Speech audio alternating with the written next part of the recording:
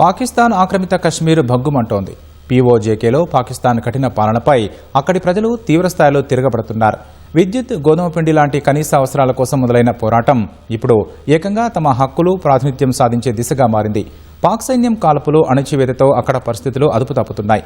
అసలు పీఓజేకేలో ఏం జరుగుతోంది? పాకిస్తాన్ ఆక్రమిత కశ్మీర్పై దాయాది దేశం పట్టు కోల్పోతోందా? ఈ ప్రత్యేక కథనంలో చూద్దాం. పాక్ ఆక్రమిత కశ్మీర్లో పరిస్థితులు ఇస్లామాబాద్ చేయి దాటుతున్నాయి. Joint Awami action committee JAAC ఆధ్వర్యంలో ప్రజలు పెద్ద ఎత్తున రోడ్లపైకొచ్చి నిరసనలు తెలుపుతున్నారు.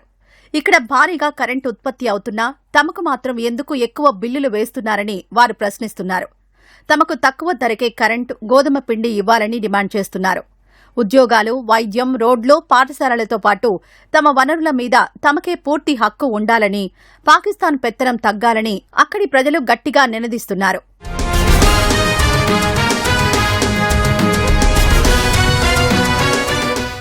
పాక్ ఆక్రమిత కశ్మీర్లో నిరసనల వెనుక మరో పెద్ద రాజకీయ వివాదం కూడా ఉంది. పీఓజేకే అసెంబ్లీలో మొత్తం 53 సీట్లు ఉంటే అందులో 12 స్థానాలను పాకిస్తాన్లో ఎక్కడో ఉంటున్న శరణార్థులకు కేటాయించారు. అసలు ఇక్కడ నివసించని వాళ్లు తమ ప్రభుత్వాన్ని ఎలా నిర్ణయిస్తారని స్థానిక ప్రజలు మండిపడుతున్నారు. ఆ 12 సీట్లను వెంటనే రద్దు చేయాలని అడుగుతున్నారు. అయితే పాకిస్తాన్ ప్రభుత్వం వారి డిమాండ్లను పట్టించుకోకుండా ఉద్యమాన్ని దారుణంగా అణచివేసే ప్రయత్నం చేసింది.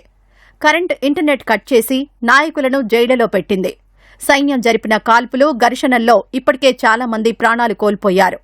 పీఓజేకేలోని 53 సభ్యుల అసెంబ్లీలో 45 స్థానాలకు ప్రత్యక్ష ఎన్నికలు జరుగుతాయి. అందులో 33 స్థానాలు మాత్రమే పీఓజేకేలో నివసించే ప్రజలకు ప్రాతినిధ్యం వహిస్తాయి.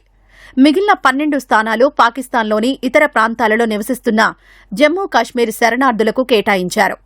ఈ 12 స్థానాల ఓటింగ్ పాకిస్తాన్ వ్యాప్తంగా జరుగుతుంది. ఈ 12 స్థానాలే పీఓజేకేలో ఎవరు ప్రభుత్వాన్ని ఏర్పాటు చేయాలో నిర్ణయించడంలో కీలక పాత్ర పోషిస్తాయి.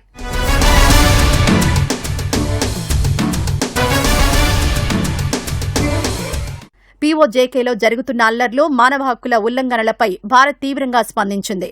ఆ ప్రాంతాన్ని పాకిస్తాన్ అక్రమంగా, బలవంతంగా ఆక్రమించుకుందని భారత విదేశాంగ శాఖ మరోసారి స్పష్టం చేసింది. దశాబ్దాలుగా అక్కడి ప్రజలను పాక్ ప్రభుత్వం దోచుకుంటోందని, వారికి కనీస హక్కులు కూడా ఇవ్వడం లేదని విమర్శించింది. సైన్యం, భద్రతా బలగాలతో పాకిస్తాన్ ఆ ప్రాంతాన్ని భౌతికంగా తన గుప్పెట్లో పెట్టుకున్నప్పటికీ రాజకీయంగా మాత్రం అక్కడి ప్రజల విశ్వాసాన్ని పూర్తిగా కోల్పోయిందని విశ్లేషకులు చెబుతున్నారు. పీఓజేకేపై పాక్ నియంత్రణ కోల్పోయే పరిస్థితులు ఉన్నాయని పేర్కొన్నారు. ప్రజలు తమ వనరులు, హక్కుల గురించి ప్రశ్నించడం మొదలుపెట్టడంతో పాకిస్తాన్ ప్రభుత్వానికి పెద్ద సంకటం వచ్చిపడిందని చెబుతున్నారు.